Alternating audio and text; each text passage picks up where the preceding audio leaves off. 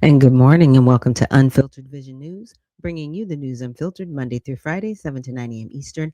My name is Dr. Ashaki Noni Nichols, and thank you for joining us here this morning on Unfiltered Vision News.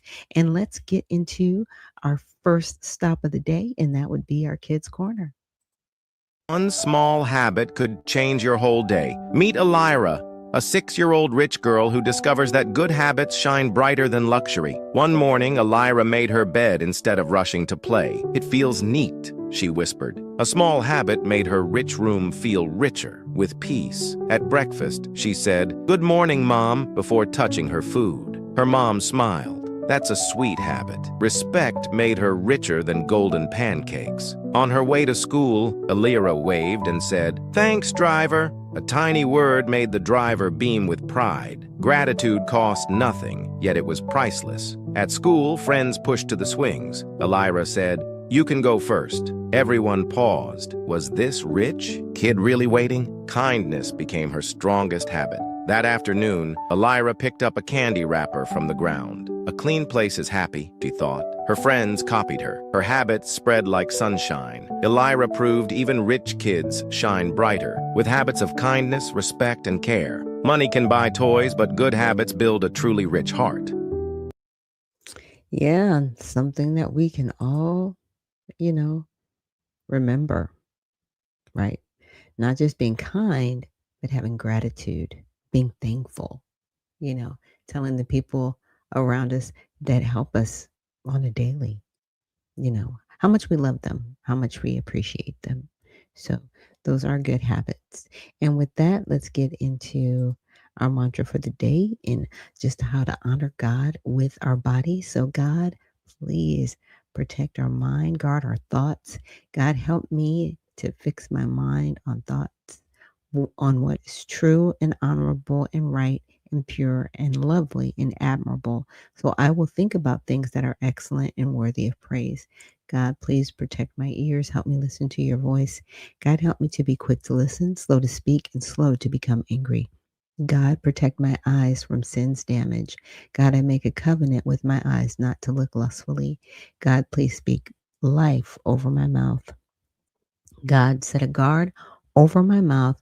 Lord, keep watch over the doors of my lips. God, please help my hands to serve generously. God, help me to do good to everyone and especially to those who belong to our family in the faith.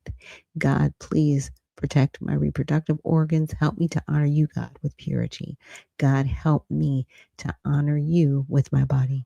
And God, please protect my feet. Help me to walk in your path. God, let your word be a lamp for my feet and a light on my path. So, just really setting our hearts and minds focused in today and amen. You know, today is Thursday. So, Eve to those out there, and please be safe if you're driving to work. And I'm sure some of you are getting ready to leave for work. So, again, safe travels. And with that, we're going to get into our first video. Now, this is something that my husband was like, "You haven't heard about this yet?" I'm like, "What are you talking about?" Apparently, there was this young woman at Cinnabon. Um, uh, she crashed out. Okay, crashed out. Now she's got to go fund me. Cinnabon has let her go over her actions. What I find very curious is the individuals that she accosted, they also have a GoFundMe. I guess they're trying to have a GoFundMe for legal representation. But a lot of times in suits like this, attorneys will take the cases pro bono, right? Where the injured party, in most cases, they don't necessarily have to pay attorney fees, right? Because it's such a well known brand or corporation, more times than not, in suits like this, there's going to be an extensive amount of money. So they just take their cut out of whatever money that they win. Again, sometimes these cases are on a contingency basis. So I do find it fascinating that the injured party is, they also have a GoFundMe. But, let's just check out this video. Is a raging liberal. These were pictures pulled from her social media account where she has a Biden Harris sign and another sign that says women's choice is on the ballot. Vote Democrat. So there's a really good chance that she voted for these people to be. There's a plot twist here that took me an entire day to figure out. But first, you're wondering who is Cinnabon Karen? I'm gonna record you. Yes. Do you want me to throw water on you? I am racist. And you are a racist. And I'll say that to the whole entire world. After that video went viral, Cinnabon Karen raised over $100,000 to support her. Now, she has not necessarily raised over $100,000. That's her goal. On the other side of the bar, I think she's raised close to about 95,000 at this point. Now, this video was posted yesterday. So maybe as of today, she's closer to the 100,000, but that's the goal. That's not what she's actually raised as of yet, but she's close to it. I think she's about, 15 to 10 to 15,000 away from her goal, but yeah. Practices outside of Cinnabon. Also, I want to point out in these videos where we see people that look like Cinnabon Karen just go into a different mode. Like they know they're being recorded, they know they got caught. They just go into just full committal. Just like it's like they're cutting like a pro wrestling promo at this point. Back to this woman. Have you figured it out yet? She is upset that Cinnabon Karen got money for calling a Somali couple the N-word and possibly voted for Democrats. If you listen closely, she says, So there's a really good chance that she voted for these people to be here. there's a really good chance she voted for these people to be. Now, she's not referencing Biden or Kamala. She's talking about the people who Cinnabon Karen called the N-word. Can you imagine being so upset that someone gets the bag for being racist and you're like, she's not one of us, but she's not one of us. This is Karen Envy in its first public appearance. Karen Envy. I just made that up. It's December 10th, 2025, dated. There's also reports that Cinnabon Karen has a biracial child, and people are shocked that could even be a possibility because how could she say these things if she has a black child? And I'm just going to give you this on that one. Lastly, I'm just going to give you this. Lastly, you can't vote for these people to be here. What are you, Daniel Day-Lewis in Gangs of New York? You're not Jodie Foster, and this isn't Elysium. I would explain, but that's probably illegal to talk about wherever she's reporting from. I just want you to understand this again. This woman is mad not because this woman said the N-word, but because she doesn't have any of the flair or branding to prove she's really about this anti-immigration, xenophobic, racist life. That's what's going on here. And if they fight one another, I'm not going to call the cops. And just as a final thought, if Karenvi makes it into the Urban Dictionary, I just want to throw out the first definition, explanation, description here. It's when one Karen is envious of another Karen because their hoods don't match. Okay. Yeah. And I decided to use that video to summarize because at least it was a little humorous, right? And I like the fact that he came up with Karen V because it does happen a lot. And I think it's always been happening a lot for, well over a century. This is typical, right? And everybody knows the Democrats are racist, and so are Republicans, right? There are people on both sides of the aisle that have been involved in acts of racism, right? And therefore, she's a racist. Now, at least the Cinnabon lady, she was honest about it. She was like, yes, I'm a racist. And she was in the act of racism saying, should I throw water on you? Okay, why are you threatening to throw water on someone? The epithet of the N-word, okay. But, I won't play the video because it was just a lot of cussing back and forth. And I was like, I don't want to play that on the show. I'll just describe it. But, she is a Biden Harris supporter. She does support abortion rights. So this is not someone who, the first thing everybody was like, oh, this person must be a Republican. No, this person is actually a Democrat. So just understand it's on both sides of the aisle. You know, what I appreciate is I just appreciate her honesty. At least she wasn't trying to hide it, right? At least she was honest about it. The interesting thing is people are supporting her tirade because again, she's raised, close to her $100,000 goal. That's happened on Gives and Go. Yeah. Or the GoFundMe, whatever platform she's using to raise the money. It's like, wow, okay. This is the world is getting interesting, in my opinion, because the people, or I should say, the persons that the Cinnabon Karen is kind of going on the tirade with, they are of Somali descent. This happened in Minnesota. The lady had a hijab on, and like I said, I watched the video, and she kind of talked about her hijab a little bit and referenced it.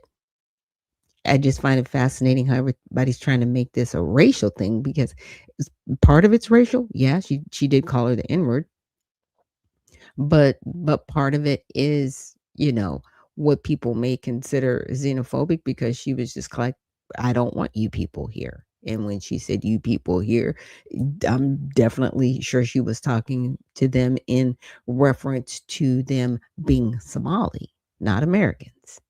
Totally different thing. Totally different thing. So I'm sure you guys are going to see and hear a lot more about this story as it evolves, as it comes out, as people are crashing out. But again, it really gets back to wow, people are rallying behind this woman and her actions. Now, on the other side of this, the individual that was, I would say, verbally accosted, right? Because it was exchange on both sides, the verbally accosted person, the victim, they're also, have a funding website where they're raising money, I guess, for legal fees, right? To get an attorney, which I thought was fascinating because should be pro bono. Like I said, should be pro bono. But hey, we'll see how this shakes out. So I'll keep you guys updated on that. So now let's get into some further news. I came across a video with Jasmine Crockett, and it's talking about her. She is going to be running for Senate. She has jumped into the Senate race in Texas. She's making her run. And it's going to be interesting to see um, how she's going to convince voters in the state of Texas, right, to vote for her to represent them in the Senate, in the halls of Congress for Texas. Because, this is the same person that could not win the majority committee seat or a majority minority committee seat within her own party. She got less than 2% of the vote just within her party, right? So we're not going outside. This was in Congress. So it's going to be very interesting to see the path to win a state Senate seat. I mean, I'm saying a Senate seat in the state of Texas for that federal position. So let's check this out. Latino voters in Texas were voting for Trump. Do they all have slave mentality? Jasmine Crockett, Lady Eyelashes, is running for Senate. And here is Jake Tapper actually doing a decent job calling her out for saying that Latinos who voted for Trump have a slave mentality. Let me ask you about a quote that you've made that has some Democrats worried about your ability to win statewide. In a December 2024 Vanity Fair profile, you talked about, quote, and I'm going to read a lot of the quote just to put it in the context, quote, all the complexities within the Latino community. The immigration thing has always been something that has perplexed me about this community. It's basically like, I fought to get here, but I left y'all where I left y'all, and I want no more y'all to come here. If I wanted to be with y'all, I would stay with y'all, but I don't want y'all coming to my new home. It almost reminds me of what people would talk about when they would talk about kind of like slave mentality and the hate that some slaves would have for themselves. It's almost like a slave mentality that they have. Now, about the time that that was published last year, around 1 million Latino voters in Texas were voting for Trump. Do they all have slave mentality? No, and that's not what that said at all, to be clear. It did not say that every Latino has that type of mentality. No, but the ones that vote for people who believe in strong or Trump's immigration policies. So I don't believe that the people that voted for Trump believe in what they're actually getting. Even worse.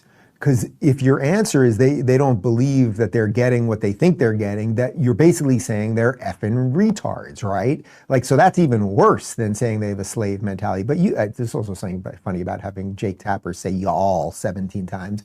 But lady, you meant what you said. You meant what you said. And the irony, of course, of what you said is that many Latinos are Republicans right now, because guess what? Not all Latinos came here illegally. Many millions of Latinos from various countries came here legally. And often, particularly in Texas, in the border towns, they vote Republican because they came here legally, and while they may have an affinity to someone else who's coming from Mexico or Guatemala or somewhere, they may have some cultural affinity towards them. If they came legally and then they just see this person showing up and getting benefits and and getting in before their own family was able to get in, all those things, they're pissed, and they're rightfully pissed, and they're Americans. And in some sense, they're more American than you are.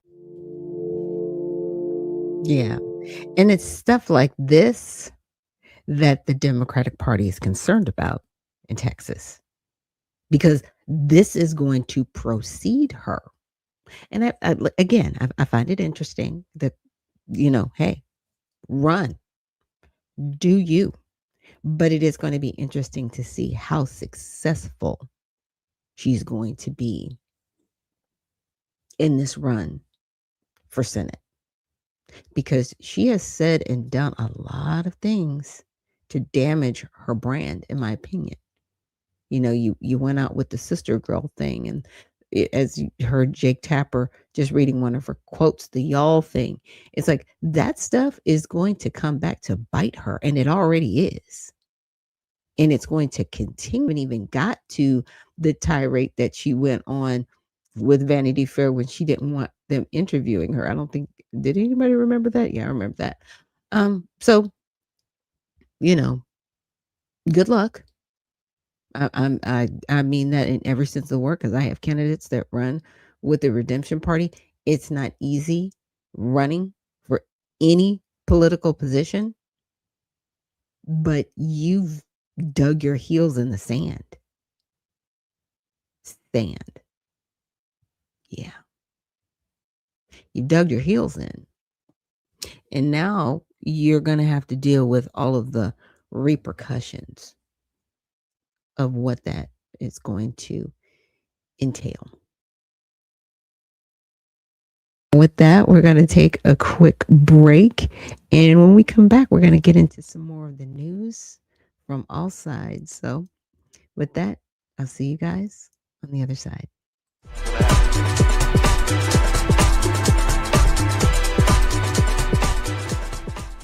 At All Sides, we believe all sides, we give bias ratings for hundreds of media outlets. By freeing people from filter bubbles and providing different perspectives, we can all be better equipped to understand the world and each other.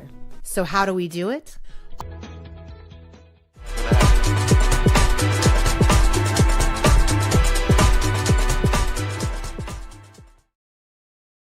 And we're back. Thank you so much for joining us here on Unfiltered Vision News, bringing you the news unfiltered Monday through Friday, 7 to 9 a.m. Eastern. My name is Dr. Ashaki Noni Nichols, and I will be your host. And Dr. Harriet Jacobs, thank you so much for joining us and reposting the stream. And Minnesota Fats, thank you so much for joining us this morning and reposting the stream. And with that, let's get into all sides. And one of the first articles I came across was this one. Michigan Democrat moves to impeach RFK Jr. over public health concerns. Okay, so he's gotten Steak and Shake to use tallow beef as opposed to seed oils to have healthier French fries. He's taken away the vaccination cover for the vaccination companies in regards to the hepatitis B vaccine, right? So that means, they can no longer mandate giving, newborns the vaccine. Now, if parents want it, they can get it. It's fine. But they're not going to have any protections. So if something happens to that child, that means the company is on the hook for that. They are liable. They are open for lawsuit. Open for lawsuit. What are you going after him for? Yeah, there's another article that I will be going over tomorrow. I didn't go over it today. I didn't. My husband's like, "Did you see this?" I was like, "Oh my goodness, I don't know." But anyway, so Representative Haley Stevens introduced articles of impeachment against Health and Human Services Secretary Robert F. Kennedy on Wednesday, accusing him of undermining public health and scientific standards. Now, I just shared with you just a couple of his wins that he's gone through, and those are wins in my opinion. Okay. Now, for the detail posted on X, Stevens said Kennedy has turned his back on science, on public health, and on the American people, alleging he dismantled longstanding medical research efforts and contributed to rising healthcare costs. Huh? Okay, but we'll keep going.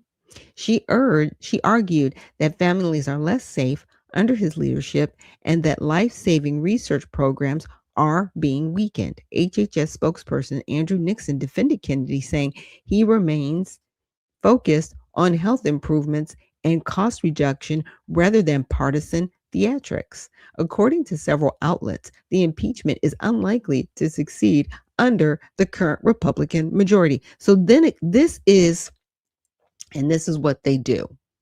And when I say they, I am talking about our Congress. When they are just trying to have a viral moment, and I would just use it that way, let's just impeach somebody with no regard. Okay. All right. Where were you when people were injured by the vaccine, Representative? Where were you? Where were you when the children were missing under Mayorkas? Where were you? Oh, but we're not going to talk about that. Okay. Now, for context, Kennedy became HHS secretary on February and has drawn criticism for changes to public health guidelines and recent personnel and structural changes, including the CDC firing 600 employees. Some recent changes include this month, the CDC Advisory Committee on Immunization Practices voted to recommend individual-based decision making for most hepatitis B vaccines. Did he say that he's removing it? Nope. He just said you can make your decision. Like I said, he's not taking the choice away from parents. He's giving parents a choice and saying they don't have to force you to inject your baby. That's what this is about. Okay? That's what this is about. Choice. The main people that always talk about my body, my choice. But now when it comes to what they want you to do, just want you to always think about the mindset. So in September, President Donald Trump and Kennedy announced new recommendations about the risks of taking acetaminophen while pregnant. However, they walked it back in October. And I think they went a little bit too far with it, but it can be damaging. I just know when I was pregnant, I couldn't take anything. I couldn't take Tylenol. If I got sick, it was like chicken soup, breast, and water. That's it. That's all you were getting because they didn't want to put my children that were in my belly at risk. Right?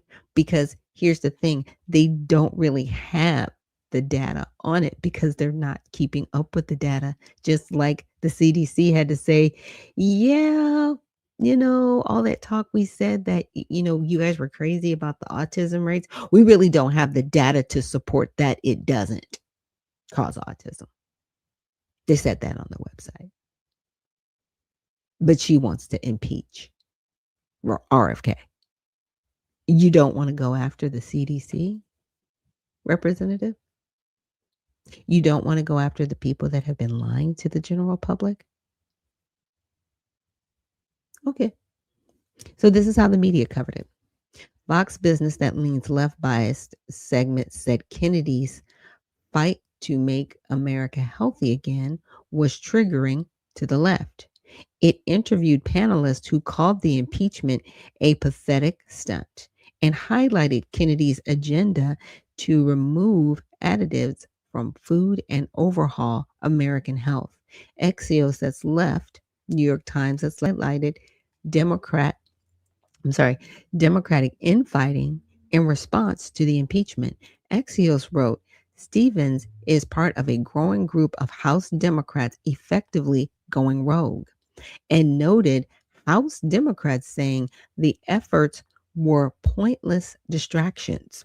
The own party is saying these are pointless distractions because they have nothing else. You know what you could do? You could work on the ACA. I'm just saying it expires at the end of this month. You got 20 days. Why don't you work on that? Oh, because that's work. Yeah. Interesting.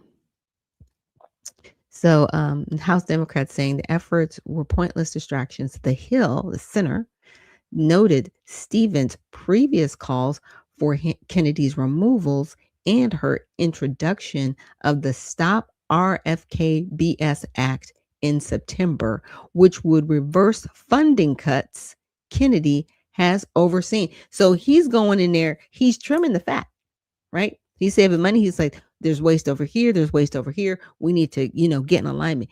She wants to override what he's done. So, wow, we got to see who is in your pocket, ma'am. So here's the representative in question, right? Her name is Haley Stevens. She represents the 11th district in Michigan. Okay. This is how she votes. This is her little arrow right here, voting on the Democrat side.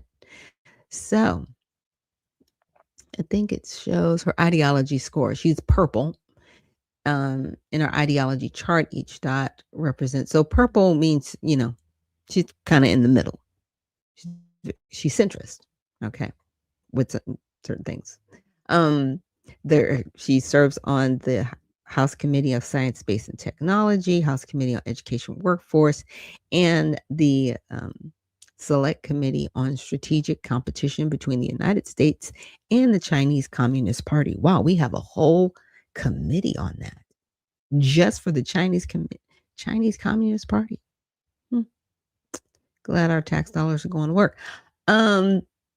So this is enacted legislation of bills she sponsored.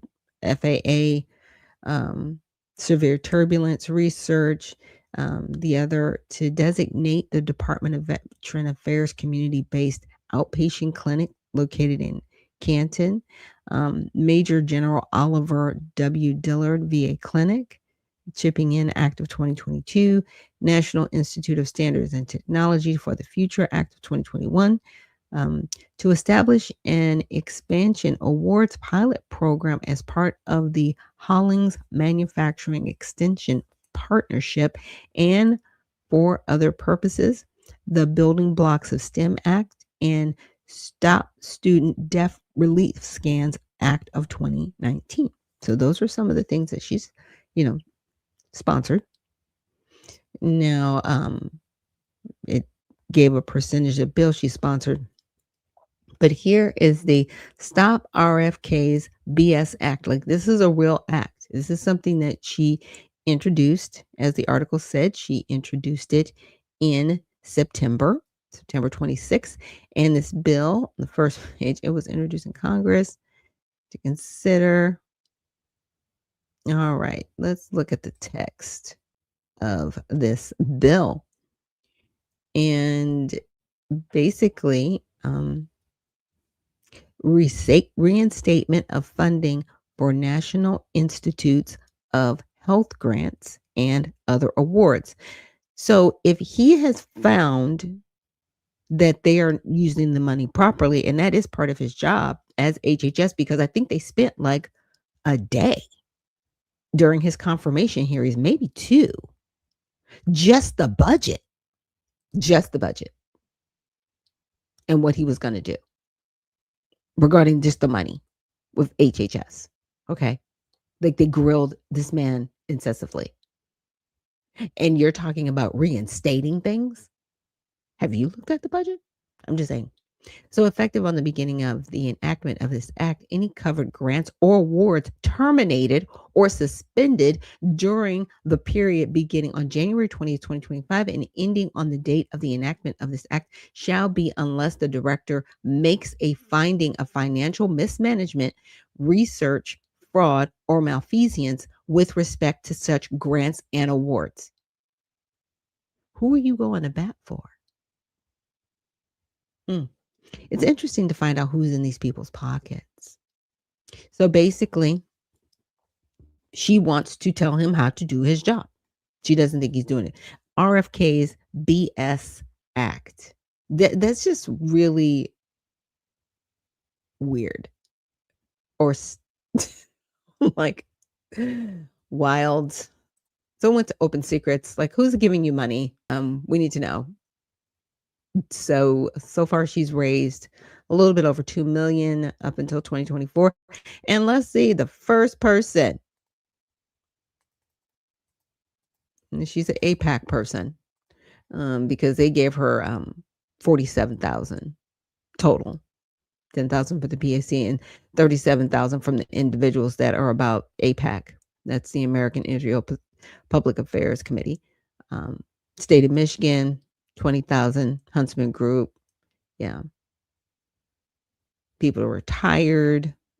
Security investments, real estate, law firms, health professionals, 98,000. But whoever she's going to bat for, they're upset that their money has gotten dried up, right? So she's gotten large contribution from individuals. A little over $1 million come from political action committees, about 143,000 from small individual contributions, and then negative from others. So Open Secrets kind of gives you a little background of, who's really backing these people. But again, it's very transparent who you're fighting for. You're not fighting for the American people, ma'am. You got to axe to grind. And I still find it fascinating because Kennedy was a Democrat before he went independent. He's a Democrat, like lifelong Democrat. Y'all forced him out of the party. He becomes an independent. And then he just says, you know what? I can get some work done here with President Trump and I can get some things done for the people, period. And all that has happened to him is you have drug him. He got rid of people that had a huge conflict of interest. These people were working for the FDA and then going to corporation and working on boards or vice versa. He got rid of those people. He got rid of them. And you're mad? He's shutting down fraud, waste, and abuse everywhere, and you're mad? It's just weird. No, it's not weird. It's politics, right? We kind of have to call things as they are because it is what it is, right? So next, we're going to get into something that I wasn't aware of, but hey, living and learning, right? And this is about uh, DOJ civil rights. So I know earlier this week I had played for you a video from, her name is Lori Daniel Favors. Trying to make sure I get her name right. Well, my husband was like, "Hey, I heard about this." And I was like, "No." So I read it. I was like, "Oh, okay. So this has come up." And so the Department of Justice rule restores equal protection for all in civil rights enforcement. So there is a part in here that Lori Daniel was kind of like, wow, what's going to happen to everybody? So she was talking about desperate impact. So Congress enacted Title 6, 42 USC as part of the landmark Civil Rights Act of 1964. It prohibits discrimination on the basis of race, color, and national origin in programs and activities receiving federal financial assistance. So let's just stop there. Now, we just were talking about what was happening with the representative and how she was just like, you can't, how dare you stop paying people this money, right? How dare you? This basically is not similar, but it's saying, hey, people that are receiving federal financial assistance. So, does this affect everybody? No, this is very isolated. It's very specific. So if you were receiving federal financial assistance, it's saying, okay, you have to follow this. This is a law for you under the Civil Rights Act. So they put on all these codes under the act, and this was the sixth one. So in 1973, this is after 1964 Civil Rights Act, outside of the 1866 Civil Rights Act. Here we go. Here we go. My goodness. The federal government added to the law a new rule. So this is a rule under the law, disparate impact. That was not part of the law. Okay. So nothing to do with civil rights to when it was set up. But they said, okay, we're going to add this rule to it. So this is something else. So you got to follow all these things and this, right? Okay. So the term disparate impact refers to the concept of imposing liability on a federal fund recipient only because there may be different outcomes for different people, not based on prejudice or intent. Okay. Imposing liability on a federal fund. So this is federal money we're talking about. Recipient only. So it's isolated. So it's not going to affect anybody outside of federal funding. Only federal funding. Like this is what the rule says. Only because there may be different outcomes for different people, not based on prejudice or intent. That prior disparate impact rule was already enjoined in one state, prohibiting the DOJ from enforcing it there. So the department's new rule reflects the best reading of Title VI, as the Supreme Court has repeatedly recognized for over 20 years. Title VI and will continue to prohibit intentional discrimination.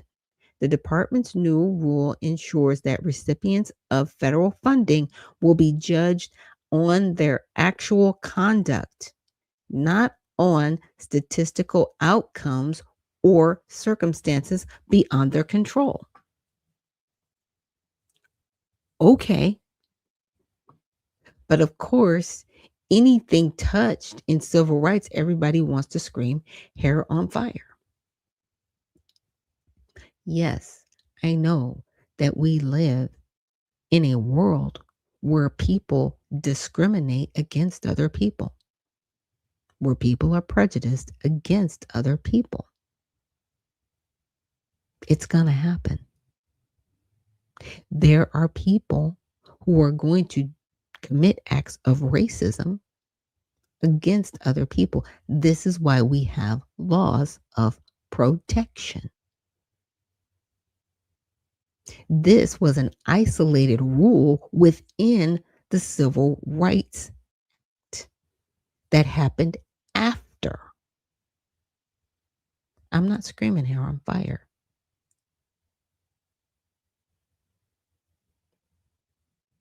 We live in a world where people are going to discriminate against you. And unfortunately, you cannot legislate people's feelings. There's a lot of things that I can or cannot say about Hillary Clinton, but I respect when she said that.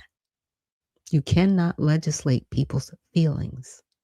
What you can do is you can put in guardrails to protect people, but you cannot legislate people's feelings. And that's what we've gotten into.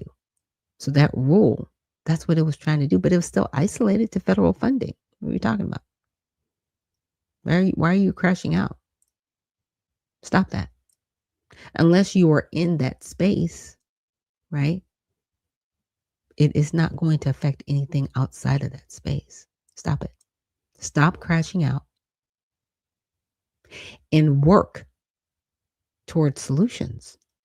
That's all I'm saying. But here's the thing. That crash out stuff, that's what keeps people paid. Not what I'm doing. What I'm doing does not, as I say, keep the lights on.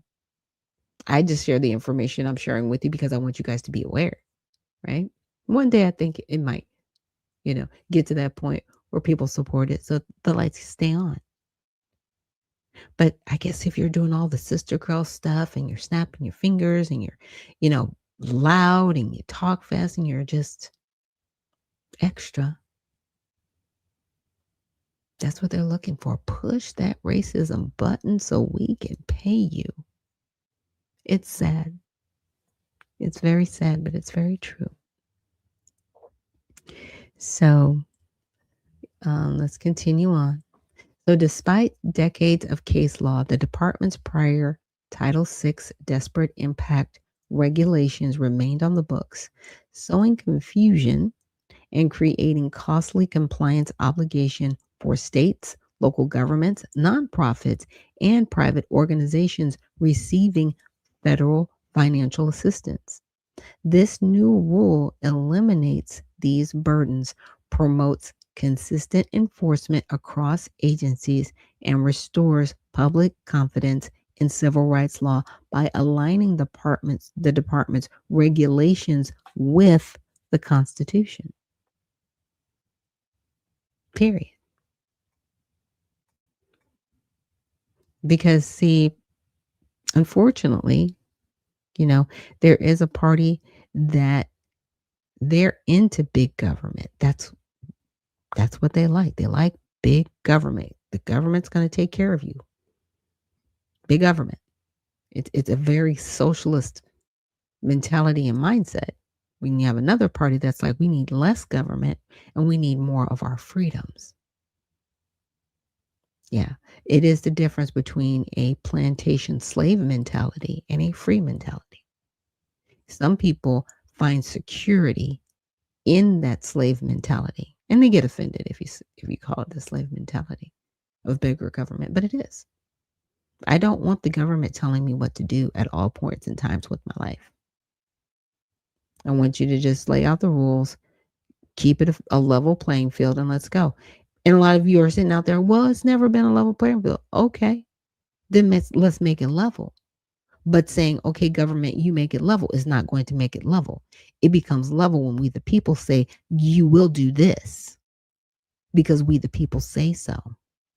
But that takes you getting off the couch, right? It takes work. Come on. And this is Project 2025, Mandate for Leadership. And I want to say I looked up.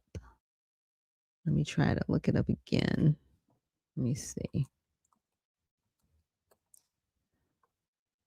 Let's keep going. Civil rights. So everybody, Project 2025 is going to end civil rights. No, it's not. Stop that. You can't end civil rights. It's been around since 1866. They revamped it in 1964 for the Civil Rights Voting Act. They always leave that part out. Voting.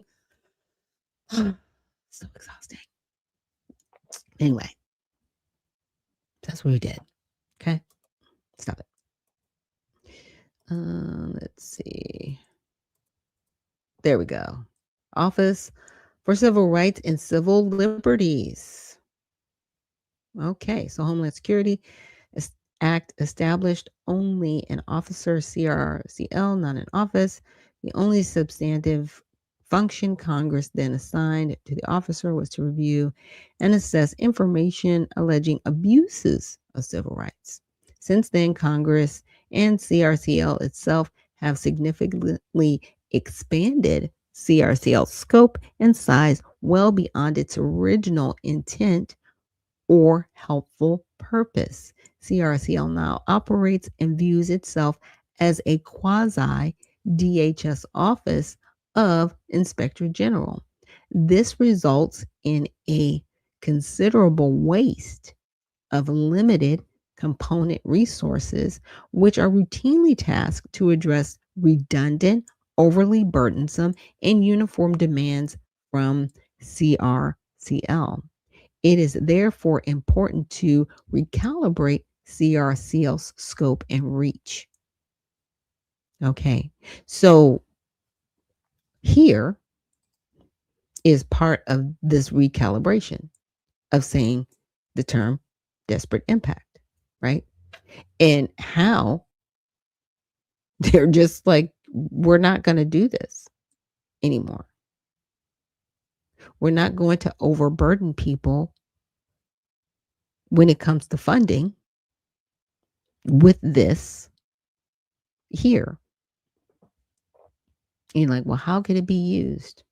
Let's say, for example, someone says, well, you have to be a certain way to get this money, do a certain thing to get this money. If you don't, you can't get the money. I mean, that's just the way I take it. We can go up here and read it again. But for decades, the Justice Department has used desperate impact liability to undermine the constitutional principle that all Americans must be treated equally under the law, said Attorney Pam Bondi. No longer, the Department of Justice is eliminating its regulations that for far too long required recipients of federal funding to make decisions based on race. Yeah. And in some instances, they have it based on who you sleep with. I'm just saying. We haven't gotten to that, but yeah. So the prior disparate impact regulations encourage people to file lawsuits challenging racially neutral policies without evidence of intentional discrimination. So they could just say, well, you're not giving me this because of my race. Well, is that true or is it not true? And it's very hard to prove, but they still have to listen to cases. So it doesn't matter. Yeah. So said Assistant Attorney General Dillon of the Justice Department of Civil Rights decision. Our rejection of this theory will restore true equality under the law by requiring proof of actual discrimination rather than enforcing race or sex-based quotas or assumptions. Okay. I like it. Because see, people that don't own businesses are always the people screaming. Just saying. But when you're the business owner, you're like, hey, how am I being attacked here? Or hey, why am I not, okay. Yeah, I get the funding. And now I can get it. But if I don't get it, you have to now prove it. So for 50 years, the prior disparate impact rule fostered the very thing the Civil Rights Act of 1964 prohibited: discrimination on the basis of race, color, or national origin. But with today's rule, said Chief of Staff Supervisory Official for the Office of Legal Policies, Nicholas Schilling, the department reaffirms Congress' commitment to measure all Americans by merit. I'm glad about it. Now we need to exercise it and see what it looks like. And if it still looks uneven, all right, let's let our grievances be heard before we crash out. That's all I'm saying. I mean, people are so quick to crash out like, oh my gosh, your civil rights. They can't never take them away. First of all, they've been enshrined since 1866. And the only people that worry about civil rights really being taken away are people that do not have a tie or lineage to the soil. But to those that do, oh, we know our place. And we know it's right here. We already know the devil that we're dealing with, and we deal with it. What? What? Pick a lane. Pick a lane. Pick a struggle. That's all I'm saying. Pick a struggle. Let's go with that. And with that, we're going to take a quick break. And when we return, we should have our guest joining us today for Mighty Men Thursday, Zahir. And I'm really looking forward to having him share with you guys what he's doing in the community and just what he wants to contribute overall. So we will see you on the other side.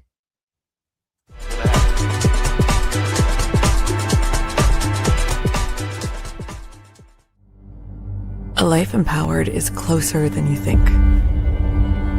We're all looking for a better way.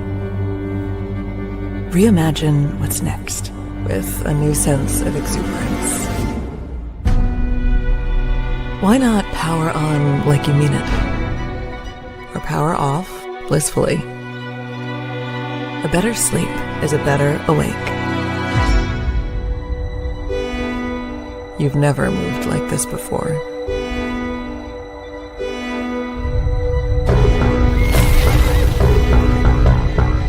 With the energy nature intended. Imagine reprogramming the way you look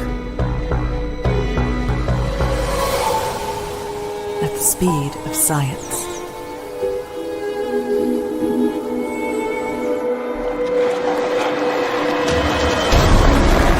At longevity. At exhilaration. It's next level rejuvenation. Take your well-being from the inside out and outside in. The light within is ready to ignite. Be the light. LifeWave.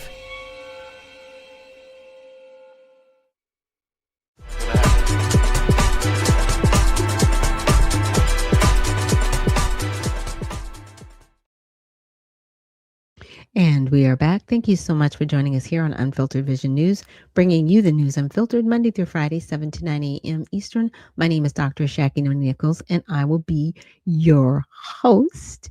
And we are still waiting for our guests to arrive. I'm looking really forward to him and coming up. And Walter Mace, the funder, out here making real noise for the people. Mad love and respect for doing what you do. Oh, thank you so much. I definitely appreciate that. And shout out to you as well. And thank you so much for reposting the stream and joining me this morning. There is a video that I did want to share with you guys before our guest joins us. And this is President Trump. And I want to say he's addressing the 14th Amendment. Because that case was meant for the babies of slaves. And if you look at the dates on the case, it was exactly having to do with the Civil War. That case was not meant for some rich person coming from another country dropping putting a foot in our country, and all of a sudden their whole family becomes, United States citizens. That case is all about slaves, the babies of slaves, and it was a good reason for doing it, and that's all it was about. And people now are understanding it. It's been explained to them, and I think the court understands it too. That would be a devastating decision if we lose that case. That court. The country cannot to house tens of millions of people that came in through birthright citizenship. When that happened, that was meant for the babies of slaves. And if you look at the exact dates that it was passed, it all had to do with the Civil War and the ending of the Civil War. It's that little period of time, and people now are starting to understand. And he's not wrong about that. I actually took some time and I got a little bit engrossed. It was like going down all these different rabbit holes. And that's something that I'm going to, do in a separate show. But I wanted to tease a little bit as far as where he stands with the 14th Amendment. As you know, he put forth the executive order earlier this year. The Supreme Court will actually be hearing the case early next year because they were supposed to hear it this year and they kind of pushed it down the road. If they didn't think it meant anything, they wouldn't be having a hearing on it. If they didn't think it meant anything, somebody wouldn't have brought a lawsuit trying to block it. Yeah. So I'm really going through and just combing through the debate that happened that President Trump is actually talking about during the Civil War. And there were people that really believe, the 14th Amendment. There were really a lot of people that were on the side of, we should just let anybody in. And other people were like, we can't just let anybody in because we have immigration laws and we have to respect our immigration laws. And then there were other people that were saying, wait a minute, state can't have their own set of rules for immigration laws. We have to consolidate this. So there's only one standing rule for immigration so that there's a direct path for immigration. Right? Because until a particular case with a Chinese national, this was never an issue about who was a citizen or who wasn't a citizen in this country and who could or could not be. But after that case, it kind of opened up the door and people started having what they call anchor babies. I'm just saying. And it has been allowed in our country, and it has turned our country upside down, not for the better. See, when you're doing something right that truly benefits you and the people around you, you can see it. And you're like, hey, this is destroying us and everything around us. And you don't address it, it's not a good thing. I'm just saying, it's not a good thing, and it's a proper. And Dembeat says he is amazing. And Dembeat also says, what amendment? As Dane, I don't know quite what you are. Oh, yes. What I'm discussing is the 14th Amendment. And it's what President Trump has brought forth. To paraphrase what he was looking at, he didn't say the descendants of slaves. And sincerely, Lawless, thank you for joining us on X and reposting the stream. He was trying to pretty much say the 14th Amendment was meant for those who were emancipated and their descendants. Because, see, here's the thing. Without it, I would have to actually apply for citizenship to be a citizen of this country, even though I'm a descendant of an emancipated slave. They didn't want to put the word citizen in the 14th Amendment. And that was a big debate back and forth. I'm just saying, I'm reading through the debates and I'm trying to figure it out because I want to give you guys the best consolidated view of what happened during that debate. But they didn't want to put citizen in there, but they did want to outline that people that were naturalized here, that their descendants, right, as long as they were naturalized, would have citizenship in the country.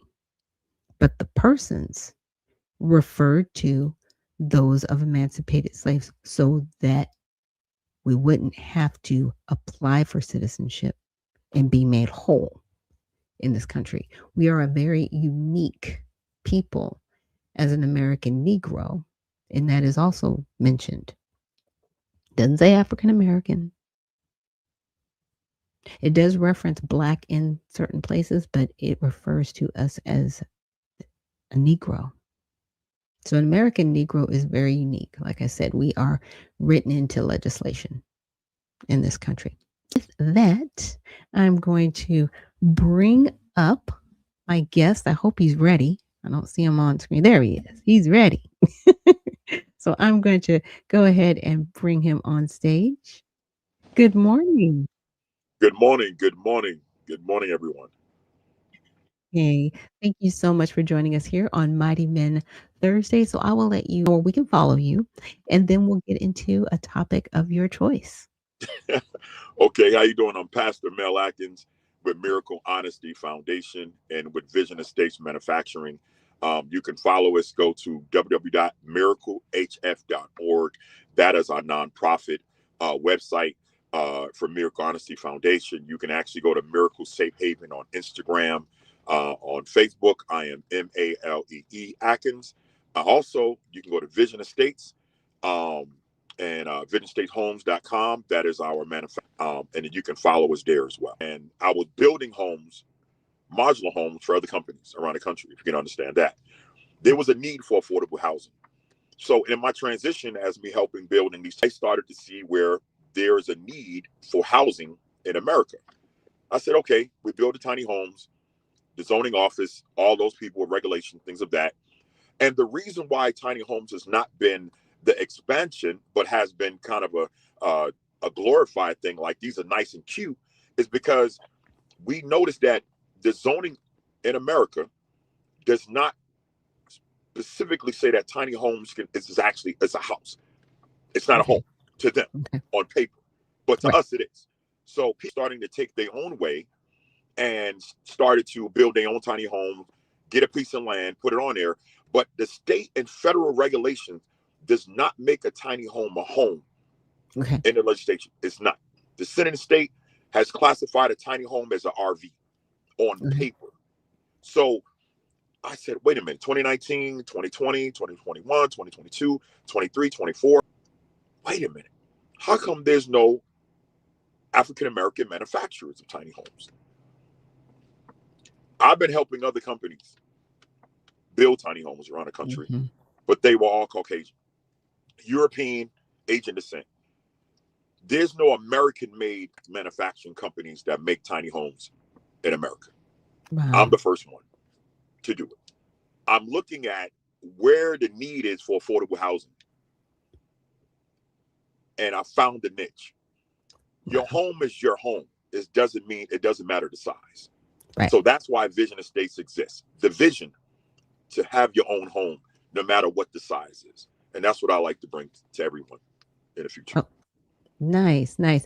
Now, I know you and I had talked a little bit about, buying land, having a home put on there. Now, I know in Georgia, there are some restrictions because sometimes they say, well, you can have a home on this land, but it has to be a certain size. Yes. Right?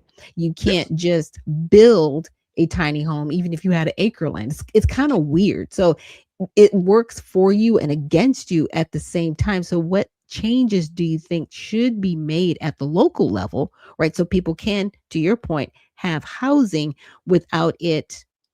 Because I know what they don't want disrupted. And this is just my opinion. You got to have multi dwellings, right? Apartments where people are like, I don't want to live in an apartment, but I wouldn't mind living not necessarily in an RV park, but if there were 10 tiny homes on an acre of land and I would be able to share that land, I'd like that.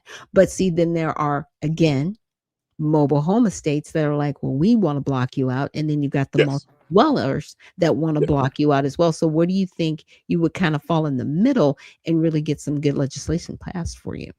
Well, the great thing about this is I'm writing a bill. I'm drafting a bill with people at the top of the year that we can change what affordable housing looks like on paper.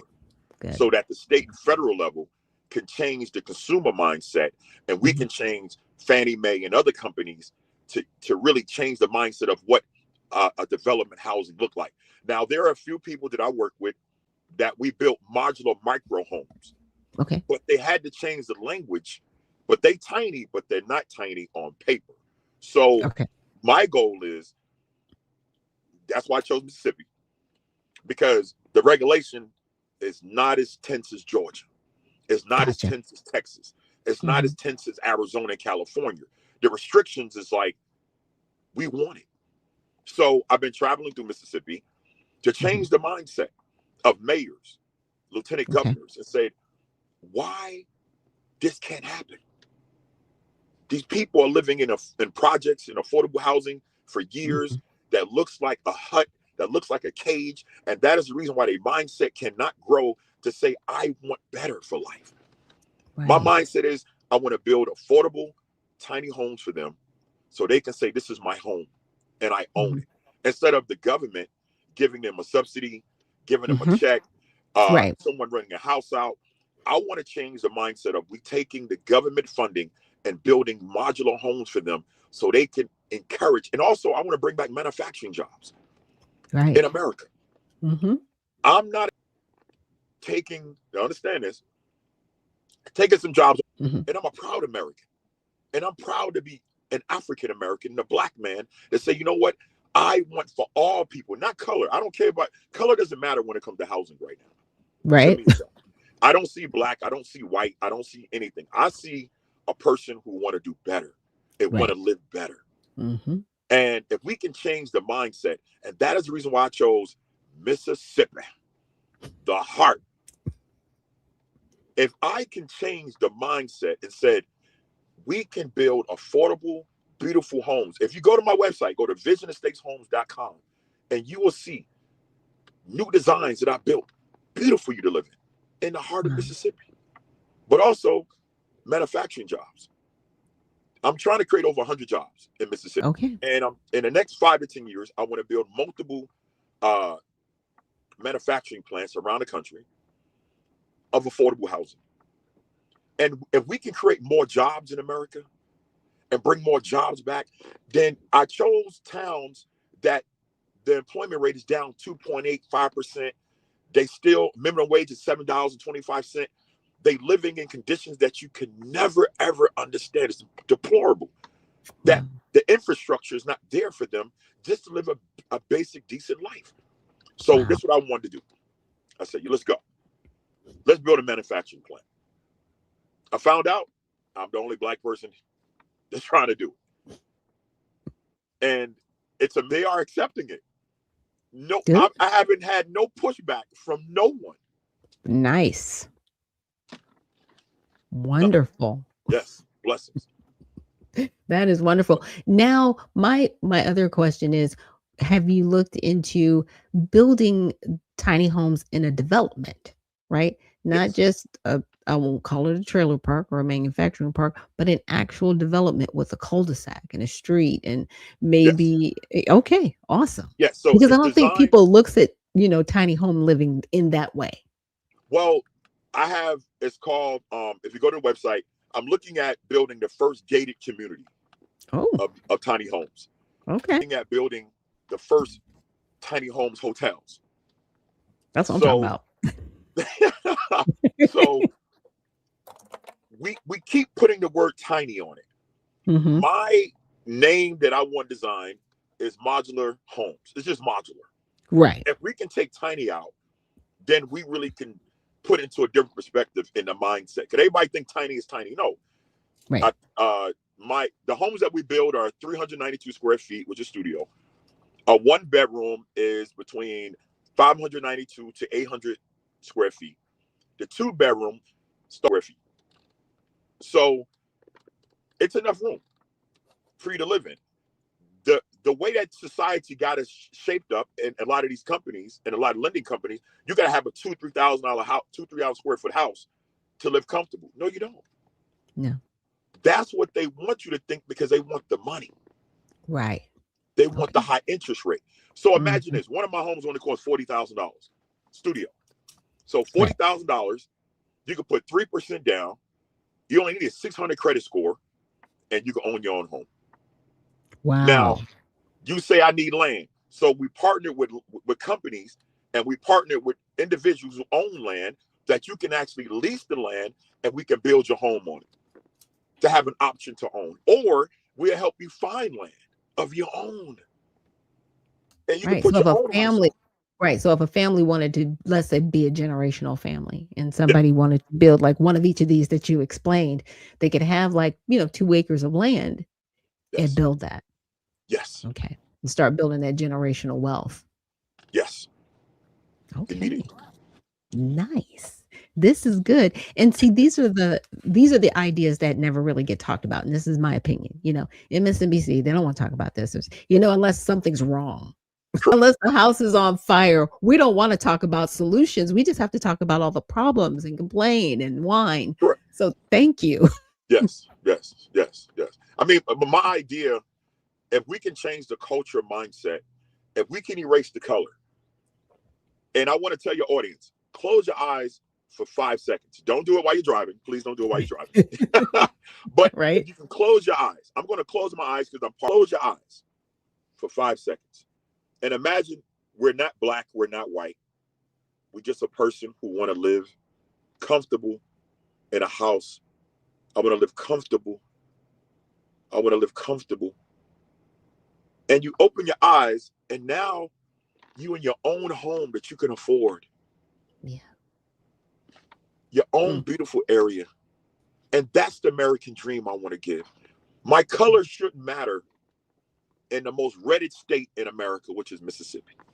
Right. It shouldn't matter. And as I've been traveling through Holly Springs, Mississippi, Enabina, Mississippi, I've been traveling to Jackson, Mississippi, I've been traveling to Houston, Mississippi, Baldwin, Mississippi. I haven't went through any restraints of color since I've been pitching this idea of the first black manufacturing plant in America to build homes. Okay, the God is with you. Yes. Right? Oh, trust me. Oh, trust me. I do got security now. But at the same time, everyone who I've been meeting has been saying, yes, we need jobs. And that is my whole thing. We have to bring back manufacturing jobs. And I'm sorry to get off script right now. Oh, no, you're fine. We have to bring jobs back to America. Yes. For all colors. I'm hiring 40% Caucasian. Just because I'm African American doesn't mean that. So I'm balancing it.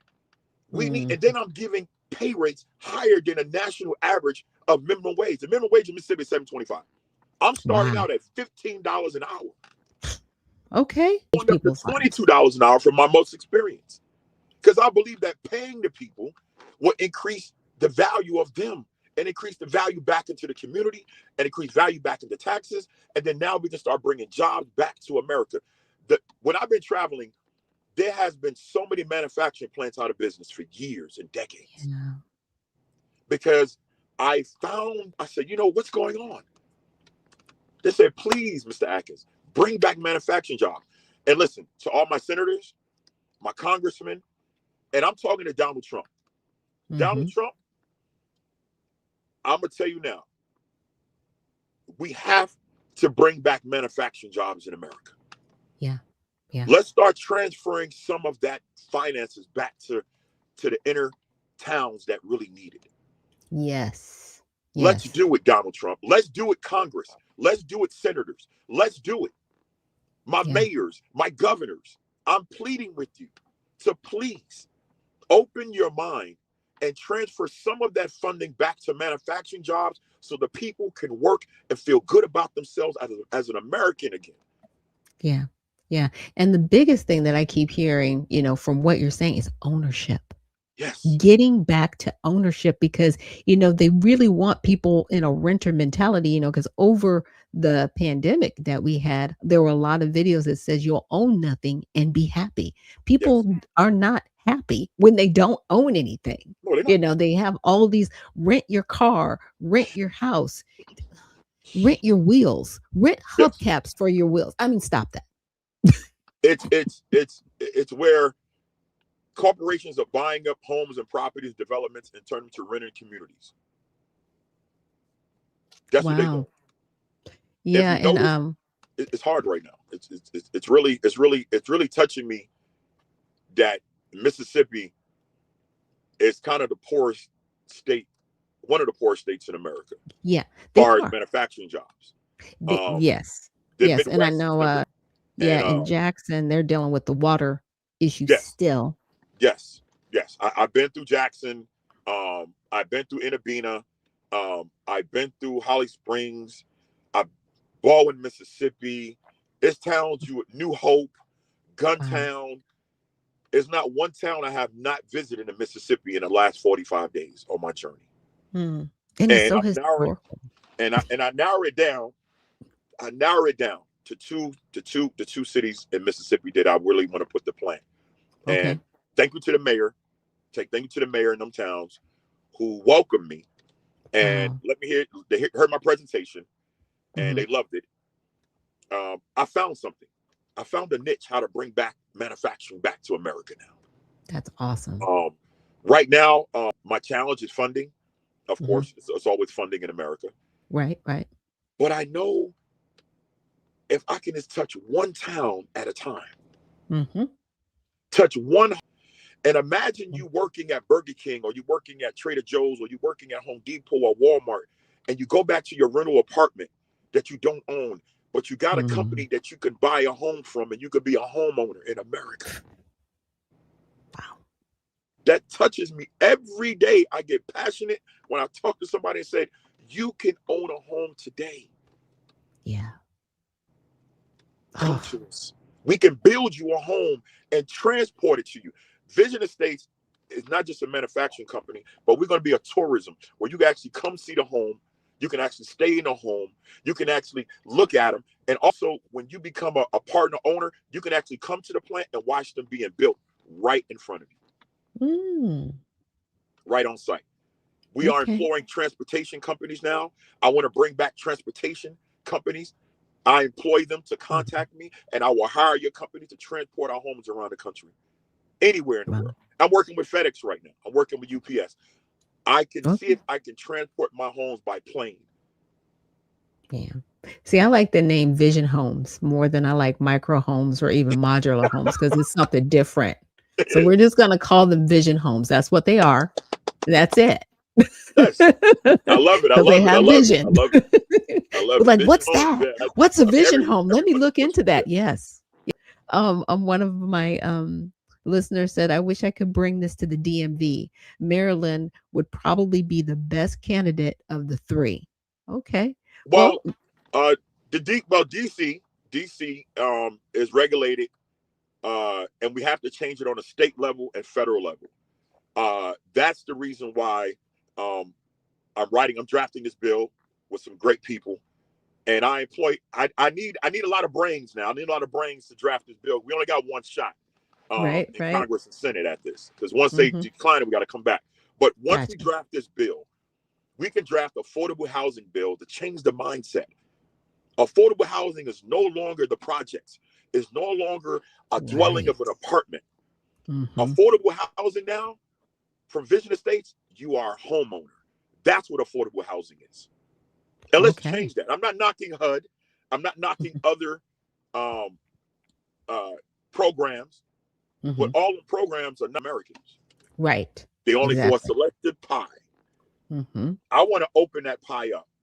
And if we Yeah. can open that portal and say, here go the manufacturing jobs. We got money now. They can spend money in the stores. They can spend money back in the malls. They can take care of their family. Now they don't have to go back to an apartment. They actually can go Mhm. back to their own home that they own Right. at affordable price. Yes. Forty Back to thousand home dollars ownership. starting, you could own a home. Of Yes. That's phenomenal. And it's as humans, we yeah, really don't think about it in that essence until you get it, right? And yes, it's like, wow, this is actually my home.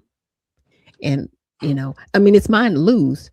I'm just saying, but it's yes, also mine to own and really getting back to that mindset of taking pride in home ownership, taking pride back in your community, taking pride back into being an American citizen. It's honestly, it's been lost. It Yes, it truly, has. truly has. And in my opinion, it starts with ownership. Yes. That's why I'm leading with it. If you can understand, listeners, if you can travel to some of the towns I've been traveling to, and you will see some of the manufacturing plants and buildings dismantled, ghost town. I want to bring life back to them. I want to bring life back to the towns. I want to bring life back to. It's good that the plant is working, and you see the steam, and you see the trucks coming, and I can actually can afford something without waiting on the government to do it for me. Right. Let's take away from the government and let's come back to doing it ourselves. Yes. And that's And why I'm build. pleading with Congress. I'm pleading with the Senate, and I'm pleading with the White House. Listen, I'm pleading. Yeah. I want my Republicans, my Democrats, my Independents. I want y'all to do a tour. I want y'all to come out of DC, come out of Mago, come out of your golf carts, come out of your jet planes, and come to some of these towns that you say you represent the people. And if you represent the people, come to the people that need to be represented that you're representing, and you can see how they live. Right. They don't know their vote is more powerful than anything else. Let's change the mindset of America. Change. If the person is not representing you in your state, in your city, in your Senate, get them out of there and get people in there that can change your life for the better. Not for them, but for you, for your family, for your next generation. And that's why manufacturing jobs is important. And I'm going to keep fighting. And I'm going to tell you, audience, I love her show. I love this show, Unfiltered. I love it. I love it. And I watch her show all the time when I'm traveling, on my phone, on my tablet, on my laptop. And I commend you. I want to say thank you for having a voice. I love you. Thank you so much. I want to encourage someone today. If you take one step closer and change your mindset, you don't have to live in that apartment. You don't got to live in that trailer park. You don't have to live in that mobile home. I want you to be a homeowner. Yes. Today. Change it. Tell your congressman, tell your senator, tell your mayor. And also, I'm fighting to change the zoning laws in different states. We have to start putting more African Americans in the zoning offices. Okay. There's only 1% of African Americans that work in a zoning office around the United States. Wow. 1% of blacks work in a zoning office. It's designed for them to say no. Because they make the final decision in the zoning office in order for you to put a tiny home or module home on your property. Yeah. But if you put more minorities in those positions, then maybe we can change the concept and mindset. Just a penny for thought. Yeah. And you're not wrong. I actually used to work for the city of Costa Mesa in the development services department. So I know exactly what you're talking about. They would have to come in with their plans drawn and where it was fitting, and if it was commercial, if it was residential, if it was industrial, and you'd have to go through all of the steps, and then the voting. I mean, it's not a completely egregious process, but it is a long process. Correct. To get it right. Does matter. The color does matter. Yeah. It matters in the zoning office. Do not think it doesn't. Oh, it does. It's not about money. It's not about plans. They are designed to keep out certain people because they don't want to change. But like I said, Donald Trump want to bring manufacturing jobs back. That's what he said, right? Yes, he did. Hold his feet to the fire. We got the plan. We got the blueprint. Put the money where your mouth is. Let's go. Yes. Now, my last question. I know. Thank you so much for everything that you're sharing with us. Yes. I know you talk about manufacturing. You definitely are talking about how to put it together. Now, I want to talk about this of the aluminum, copper. You know what I'm saying? Like those are also parts, those are pieces, right, that make up the manufacturing as well. Are you also talking about trying to bring some of that back? Because a lot of that's outsourced, right? Right. And so those are a lot of the materials that you need to build what you're building. Are you also talking about, looking at gravitating that back as well? Yes. Well, 85% of American made. 85%. Of course, some of the parts are overseas, but we try to limit some of those parts that our job is to, and my engineering team, my project management team, we are seeking out companies that's in America at a reasonable price, of course. Gotcha. That's American made owned. It hasn't been tough, but it's been a needle in a haystack to find companies that can produce the product that we need to give a high quality product to the consumer. Gotcha. So we are about 85%. I want to thank Milwaukee Tools. I want to thank Delk. I want to thank Home Depot. I want to thank Lumber. Lumber Liquidator. I want to thank Doors and Plus, American Steel. American Steel is building my plant. Nice. Okay. So American Steel is one of the companies going to be building my plant. So, and I'm getting concrete. So I understand American. I understand. I get it. So we studied, we took the time, and now we're ready to start bringing companies together that produces the products that we can at least put our name on it and say, you know what, it was made in the USA, I was born in the USA, and I'm going to stay in it. And that's what Vision Estate's all about. It's about America. It's about you. It's about the people. Wonderful. Well, with that, I'm gonna let you have last words. Well, I'm in Memphis right now, Tennessee, and it's a need for affordable housing in America. I'm not just here for Memphis, but I'm here for all America. I'm here to come to your state and your town and bring back jobs. And if I can bring jobs and affordable housing back to your state, please tell your congressman, your senator, your mayor, whoever has a high authority, please, let's change the mindset. And we can do it together as America. All right. Awesome. Thank you so much for that Thank you. joining us here on Unfiltered Vision News for Mighty Men Thursday. So I will make sure in the repost of this segment that I post all of your links so people can definitely follow you, keep up with you, encourage you.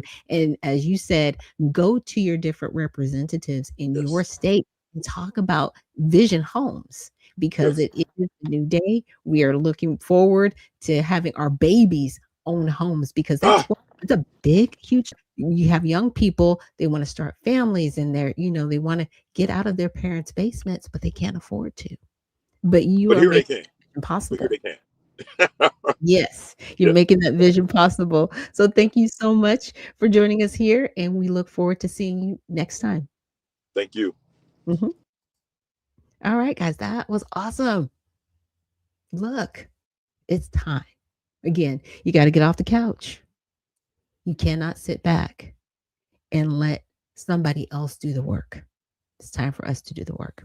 And with that, we're going to take a quick break, and I will see you guys on the other side.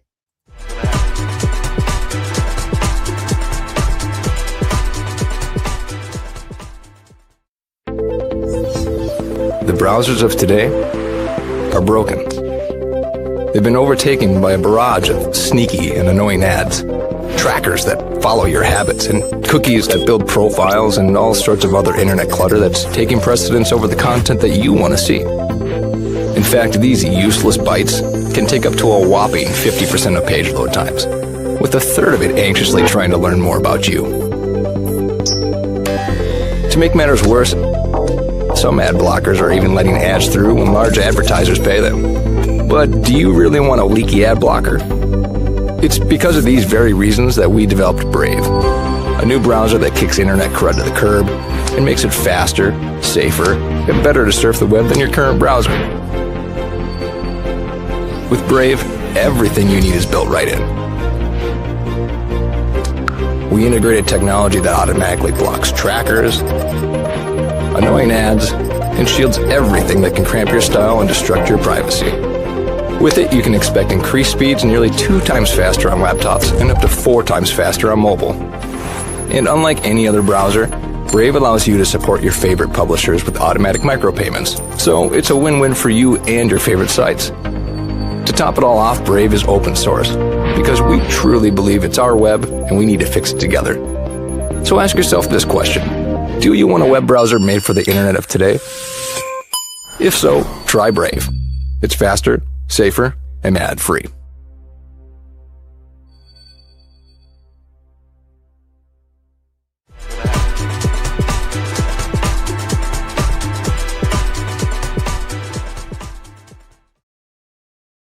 And we are back. Thank you so much for joining me here on Unfiltered Vision News, bringing you the news unfiltered Monday through Friday, 7 to 9 a.m. Eastern.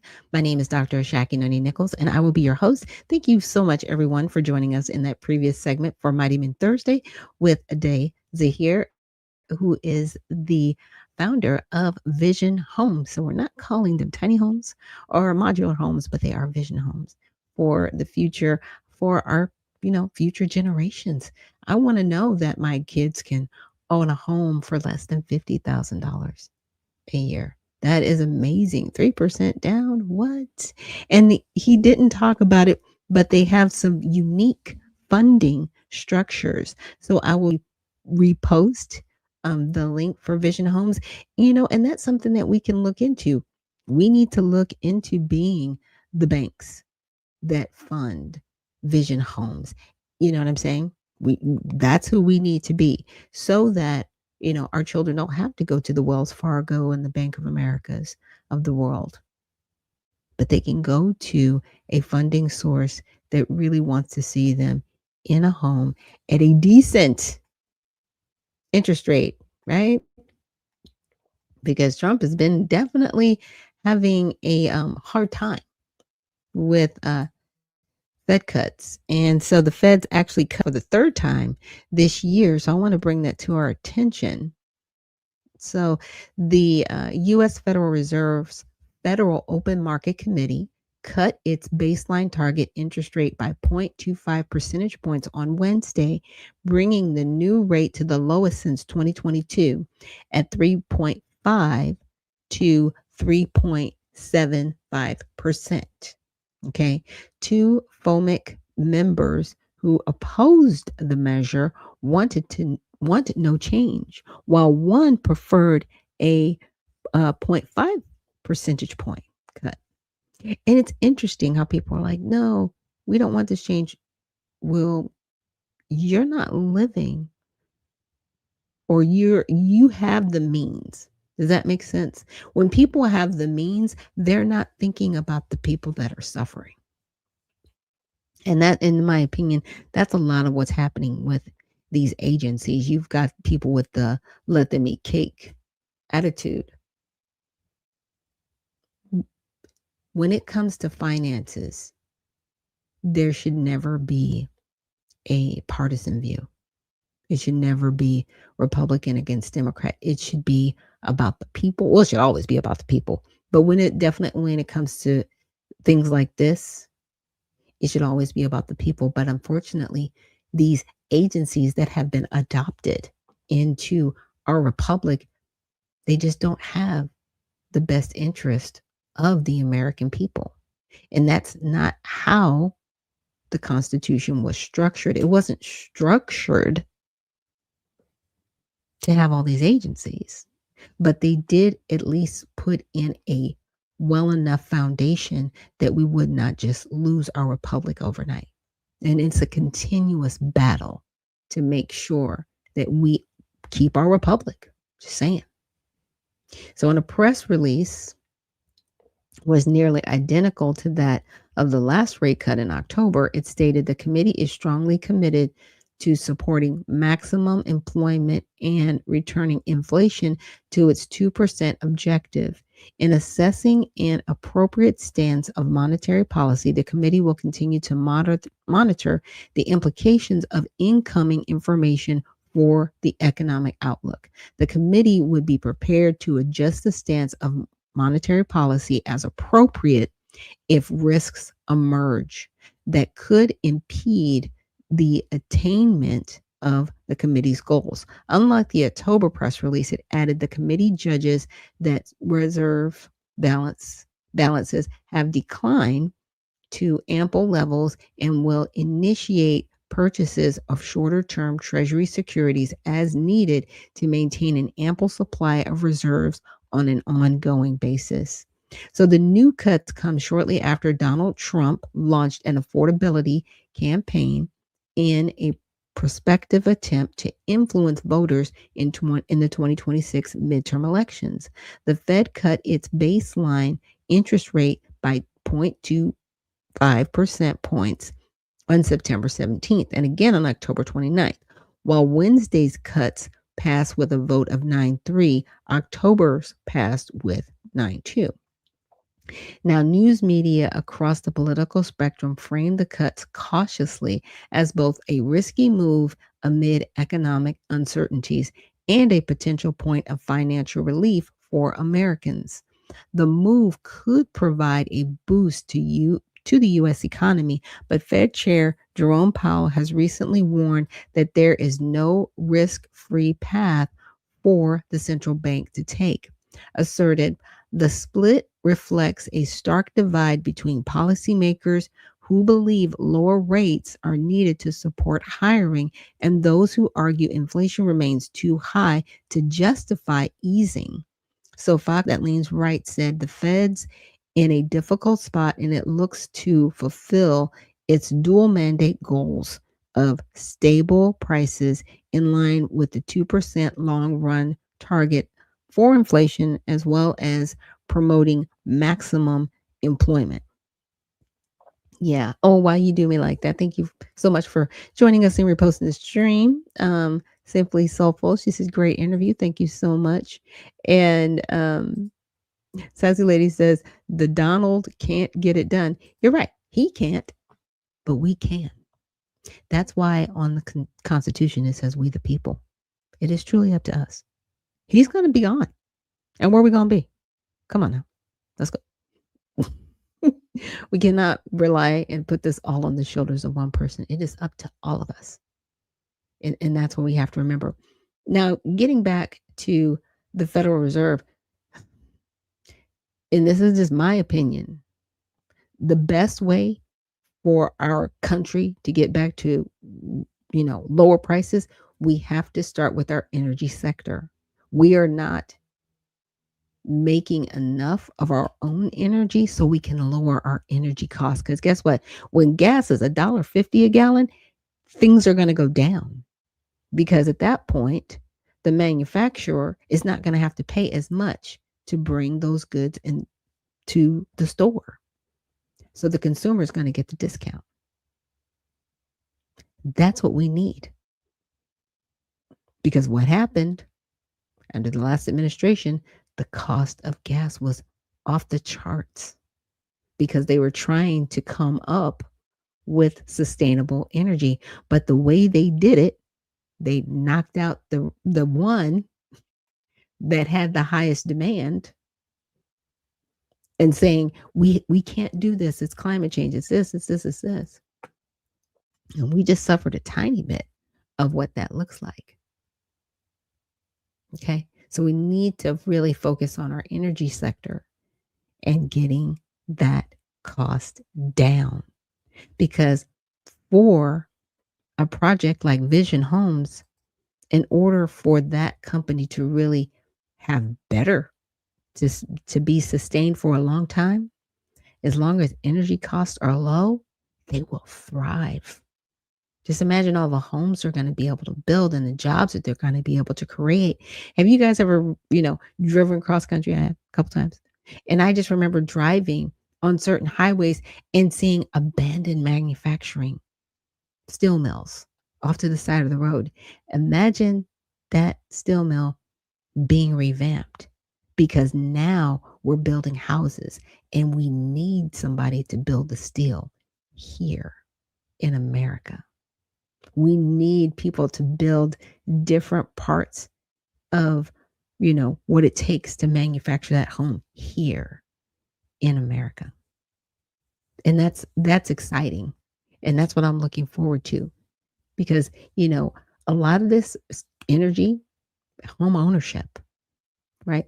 And when he said somebody working at Burger King could own a home,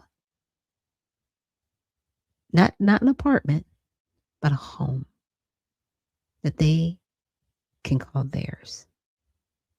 That is life-changing. It is life-changing. And we have young people, they don't want to live in their parents' basement, but with things as expensive as they are, they have no choice.